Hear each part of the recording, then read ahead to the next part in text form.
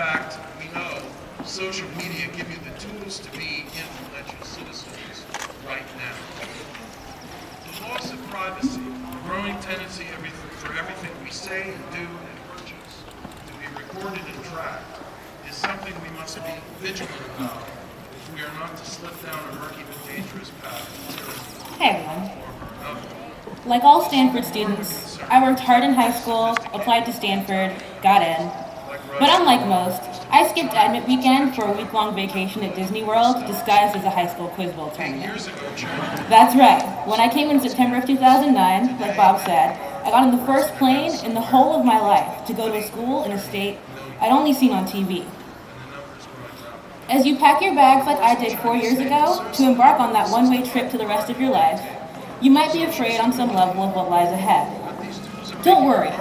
We're all facing a big change right now and may not be sure what to make of it, but we've got to be driven and passionate, unafraid of the unknown, and willing to leap at a whiff of opportunity. All of us sitting here today have reached the end of a beginning on what I hope is a remarkable journey towards self-discovery. Biology invokes us to challenge traditional modes of thinking by taking an interdisciplinary approach to understanding the human being.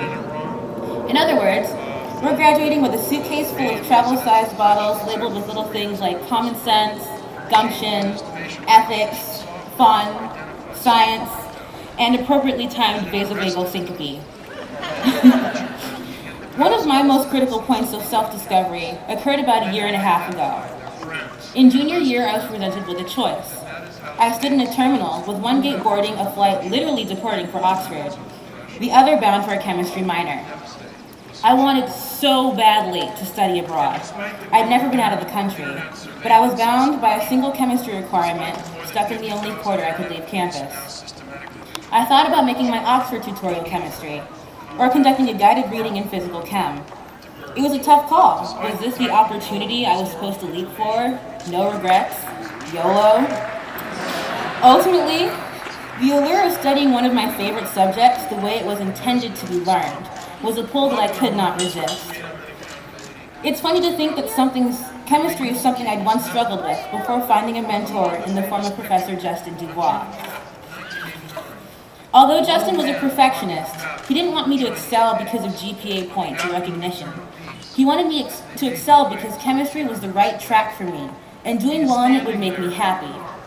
His advice was a strong part of the decision to stay on campus, because I knew at the end of the day, you have to follow your gut and set off on the journey that is right for you, even if that means staying in place. I like to think of Stanford as a massive airport terminal. There are dozens, maybe hundreds of connecting flights, leaving every day, interconnecting all of our different options. The connections you need to catch while at Stanford, and eventually to the rest of your life, aren't going to be the same for everyone. For some of you, a layover had you studying abroad in Berlin or Oxford or Australia. For others, it might have been competing in a sport, or publishing, or mastering an instrument, like Stephanie so wonderfully showed us. Whatever it is, know yourself and point your feet towards the things you love, because this is the final boarding call for Stanford Airlines Flight 2013, departing for the rest of your life.